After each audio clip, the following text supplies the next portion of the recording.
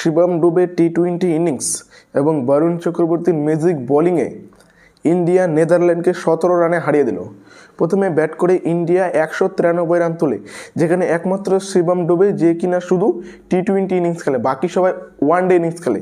যেখানে তিলক বর্মা তো পুরো গ্রুপ স্টেজের সবগুলো ম্যাচে ওয়ান ডে ম্যাচ খেললো। মনে হচ্ছে তিলক বর্মা গৌতম গম্ভীরকে ইমপ্রেস করার চেষ্টা করছে যে 2027-এ যে বিশ্বকাপ রয়েছে সেখানে আমাকে নাম্বার 3-এর জন্য পারফেক্টভাবে ফিক্স করে নাও, কারণ দেখো আমি কত সুন্দর ওয়ান ডে খেলা খেলছি। প্রতিটা ম্যাচে তিনি 110, 112 স্ট্রাইক রেটেই খেলছে এবং তারই সঙ্গে সূর্যকুমার ম্যাচে তো 34 রান করে সেট হয়। যখনই হাত ঘোরানো ছিল তখনই তিনি আউট হয়ে যায় এবং শুধুমাত্র শিবম ডুবে একমাত্র ব্যাটার যে কিনা 200+ স্ট্রাইক রেটে তিনি আজকে ব্যাটিং করেছেন। ব্যাটসম্যান 6টা ছক্কা এবং 4টা চার, মানে অসাধারণ ইনিংস খেলেছেন তিনি। 66 রান, অনবদ্য ইনিংস, এবং তার সাথে হার্দিক পান্ডিয়াও সঙ্গ দিয়েছিল কিন্তু আউট হয়ে যায় এবং শেষে রিঙ্কু সিং এসে একটা 6 মারে। এবং বোলিংয়ে তো একেবারে অসাধারণ বোলিং করেছে, বিশেষ করে আমাদের বরুণ চক্রবর্তী, ম্যাজিশিয়ান। বর্তমানে বরুণ চক্রবর্তীর থেকে বড় কোনো স্পিনার বোলার মনে হয়তো এই ক্রিকেট বিশ্বতে নাই।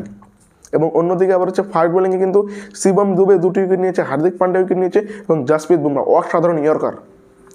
মানে জাসপ্রীত বুমরার মতন বলার পৃথিবীতে তো বর্তমানে নাই, হয়তো জেনারেশনে আর আসবে কিনা ভগবান জানে। কারণ এইরকম ডেডিকেটেড বলার, এইরকম যখন খুশি তখন ইয়র্কার মারা, যখন খুশি তখন লাইন চেঞ্জ করা, ব্যাটসম্যানদেরকে ফিল্ডিং সেট করে হচ্ছে ধোকা দেওয়া, সব কিছুই কিন্তু হচ্ছে জাসপ্রীত বুমরার জন্য একেবারে 100তে 100, মানে অসাধারণ খেলা খেললো।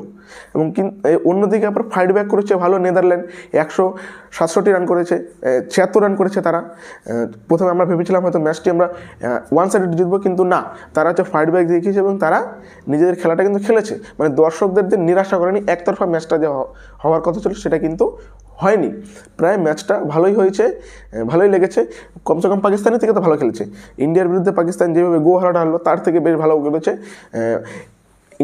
নেদারল্যান্ডের প্রায় প্রতিটা ব্যাটসম্যানই 20, 50, 25 এরকমই রান করেছে, মানে 20, 15, মানে প্রত্যেকেই 20, 25, 30, 20, 25, 30। তাদের সর্বোচ্চ রানের স্কোর হচ্ছে 33 রান ব্যাটসডেরই। তারপরেও তারা 176 রান তুলেছে। তাহলে বোঝা যাচ্ছে যে কতটা তারা হচ্ছে ভালো খেলেছে প্রতিটা ব্যাটসম্যান, যেখানে 7 উইকেট পড়েছে।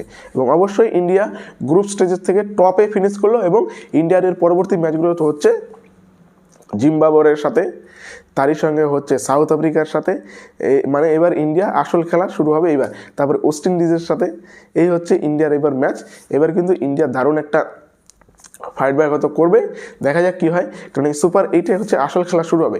এটা তো শুধুমাত্র ট্রেলার ছিল, পিকচার আবি বাকি হ্যাঁ। চ্যানেলে নতুন হলে চ্যানেলটিকে অবশ্যই সাবস্ক্রাইব করবা। ধন্যবাদ।